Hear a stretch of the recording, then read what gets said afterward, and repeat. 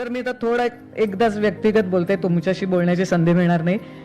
मी तुमच्या एकदा मनसेच्या पालघरच्या कार्यक्रमाला निवेदन करायला आलेले, तेव्हा मनसे नुकतीच झालेली सावे म्हणून एक तो तुमचा कार्यकर्ता आहे, त्यांनी तो अरेंज केलेला आणि मी पण दादरलाच राहते. मला निवेदनाला बोलावलेलं पालघरला, तुम्ही आलात आणि खूप उशीर झाला सभा संपेपर्यंत आणि मला आता पालघरहून यायला गाडी नव्हती.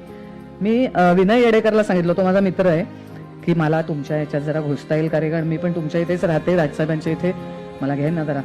त्यांनी तुम्हाला आठवत नसेल पण त्यांनी तुम्हाला सांगितलं की ही अशी अशी आपल्या जवळच राहते, तर तिला आपण आपल्या गाडीत घेऊया का. आणि तुम्ही तुमच्या 5 पत्रकार कार्यकर्त्यांना बाजूला करून माझ्या एकटीसाठी एक गाडी दिलीत.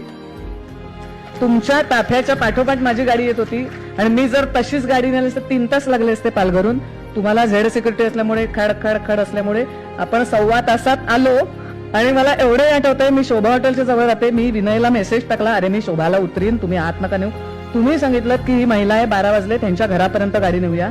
आणि शोभाच्या गल्लीत मी राहते, तुम्ही तुमच्या सकट माझ्या दरवाजात आलेलात.